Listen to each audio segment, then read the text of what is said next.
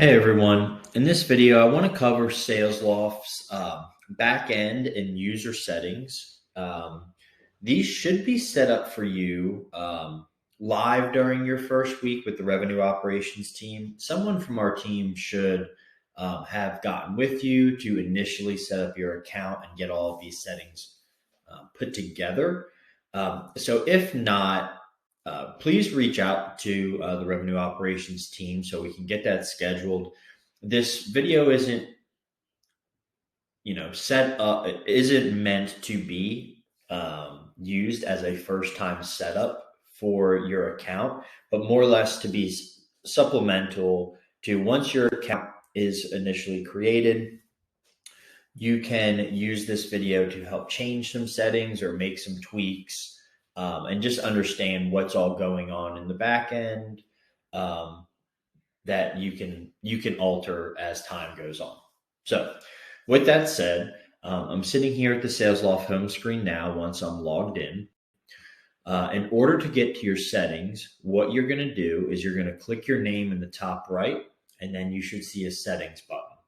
So we'll click that. And I also want to preface this with, I am an admin in Salesloft and I cannot log in as others and impersonate them. So there will be certain things that you see on my screen that you will not be able to see on yours. So the first thing I want to point out here when you go to your settings is going to be your profile settings. So you have all these personal settings on the left. And we'll go down them sequentially, but we will skip some. So the first thing I want to point out is the signature block itself. The signature block, copying and pasting tends to work different for other people. So I will say that up front. Now, if this is blank, we will want to fill this in with your actual signature from Google, which I'll show you if you don't know how. If you're in Gmail, let me refresh this.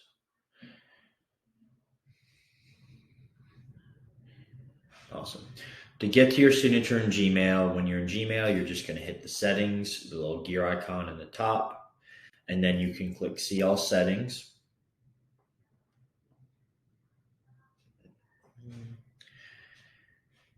And because this should already be made for you, you can simply just highlight all of this, copy it, and then you can paste it into Salesloft. Now, you'll see on my screen, I have some of these images are not rendering. Those are going to be the hyperlinks at the bottom for social or subscribing to the newsletter. If they're not showing up and they look like they are on my screen, that is totally fine. They actually will show up when you send an email. So that brings me to my next point, which is, when does Salesloft use this signature versus using your actual Gmail signature? So whenever you're sending an email, a one-off email from Salesloft, Salesforce, or Gmail, it's always going to use your Gmail signature, so the one that is directly in here. The only time Salesloft is going to use the signature that we're filling in here on the back-end settings is when you're sending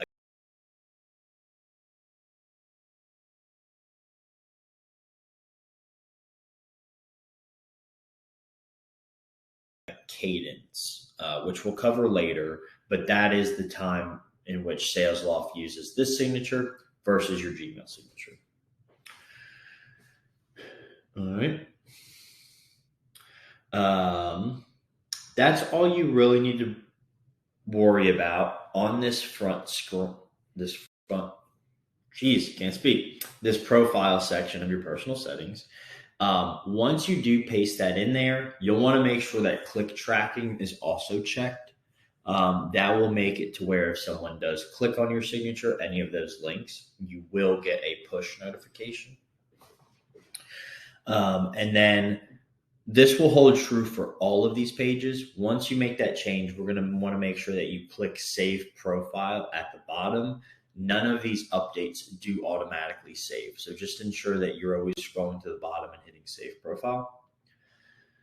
So next we're going to go to calendar on the left, and it should have a section. If it doesn't already have your calendar here, it should have a section where it says connect your calendar. You'll click connect, choose G Suite, and then log in with your Google credentials. Next are going to be your meeting defaults, which this is if someone books a meeting with you, this is what they're going to see. So the title is going to be, in my instance, it's fetch, the less than, then greater man sign, and then their name. These dynamic fields pull directly from the contact who booked the meeting with you, so it'll bring in their full name. So this would read, in my case, fetch with Michael Whited. And then location, I do have a Zoom link. So I do have my Salesloft connected to Zoom. If you're just using Google Meet, don't worry about it. You don't have to do this. If it is blank and you do have a Zoom, it will look just like it is right now. And you'll have this enter default meeting location. And you can actually click this Zoom link here, and it's going to connect automatically to your Zoom. You can also put in a description if you would like, and then set the default meeting time. So this is meant to be, as you're sending emails, I'll show you, you're going to have a calendar link that you can send out to people that they can book a meeting with you. This is what you want that default to be. Or this is what they will book. So they'll get this title at X location with this description and for this time. So just put some thought into how long you think that initial meeting should be, what you want the title to be, if there's a description, et cetera, et cetera. And then always just make sure you hit save. Scrolling back up to the top of the calendar section, next we have calendar sync. You're just going to want to make sure that this is toggled to be blue. So the radio button is to the right. All calendar sync does is it allows Salesloft to scrape your calendar for any meetings that might have been booked that you didn't already track to Salesforce. It will find that meeting, the associated contact, and then automatically create that meeting and log it in Salesforce for you. So if you don't have if you feel like your meetings in Gmail are not tracking correctly to Salesloft or to Salesforce, this is probably why. It's a good place to check. Next is going to be this insert meeting link. This is very, very, very useful. So this whole section. So this meeting link here is going to be how people can access your calendar to book a meeting with you. So what I would suggest that you do is copy meeting link. So it's copied on your clipboard, and making sure that this is in your Gmail signature. So I have mine hyperlinked down here. You can see schedule time with me. If I'll show you an example, put here, book a meeting with me here.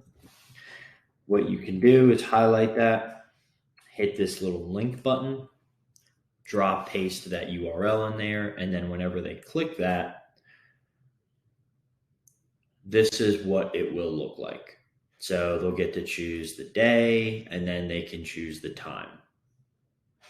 So very, very easy way to, I'm going to discard those. Very easy way, frictionless way for people to book time with you. So that's that link. I would do the same exact thing in the email signature that we covered at the beginning of this call. Meeting buffer. It allows you to set gaps in your meeting times. So if you always know, like, you don't want people to be able to book you back to back to back to back, if you put, say, 15 minutes in here, it will not let them book a time slot with you unless you have whatever your default meeting time is, that is 15 minutes in this example after your last meeting that you've had or the last meeting that is coming up. So that's very important there as a time buffer if you need one. And then minimum schedule notice. This is just going to say you're not going to allow them to book a meeting less than X hours away. So I have it set to 3 so that if I'm working on something and it's noon, someone can't book me at 1 or 2 o'clock. Like a lot of times you need more of a heads up than that. So this gives you a 3-hour buffer from now. And then the last thing we'll go to is going to be availability and privacy. This is just so that you can set what your working hours are. So this is going to set the range of times that people can book you for. So if you're an early person, you can change this earlier than 9 o'clock. You can, make it 7 or whatever the case is. And then Fridays, if you want to end it earlier, whatever the case is, you can set all of those here. And then I will say, I would leave or always keep these last 4 checkboxes how I have here. So the first one, yes, and the last one, yes. That's just going to make it so others can book stuff for you. That's helpful when you're at trade shows and conferences and you're tag teaming that with someone else. This way they can book a meeting and assign it to you or book it on your behalf. All right. So that's the calendar section. We're going to skip the calls section for now, and then we're going to go down to the CRM section. Super simple check here. We're just going to want to make sure that this says it is connected with the green check mark. If not, it may ask you to connect. If so, just choose connect, choose Salesforce, and then it might ask you between production or sandbox. You're going to want to make sure that you choose the production button. And then it's going to ask you to log into Salesforce if you haven't already. And then once it's done, it should just say connected with the green checkbox. We'll skip downloads. Next is going to be email. We are just going to want to make sure that this says green check mark connected as whatever your email is. It's going to let you know what your upper bound is. So how many emails you can send a day, and then that your calendar is connected and synced. We want to make sure all of those look just like it is on my screen. Next, super important on email activity sync. We are going to want to make sure that we have a green checkbox for outbound sync enabled and a green checkbox for inbound sync enabled. If you don't, we're going to want to come in here and hit edit and make sure that both of these up here are checked as true. What that is going to allow you to do is send emails from any device, whether your laptop, your phone, a tablet, someone else's laptop, as long as it's sent from your Gmail, it will be tracked to Salesloft and then in turn Salesforce as well. So super important that we get all that activity tracked. We never want these to not be enabled because then you're going to be missing a lot of information in Salesforce. And there's not really a great way once it's not in there to go back and track it all. That's not manual. So very important that those are checked as both true. Next, we have the personal exclusion list. This is going to allow you to put domains in here that you don't want tracked to Salesforce. So you can see on the right, I do have some on the exclusion list automatically. That being said, if you're ever talking to people, maybe in your local association or things like that, you can put them on this exclusion list and it'll make sure that it's not trying to track that to Salesforce because it's something that you don't find is pertinent to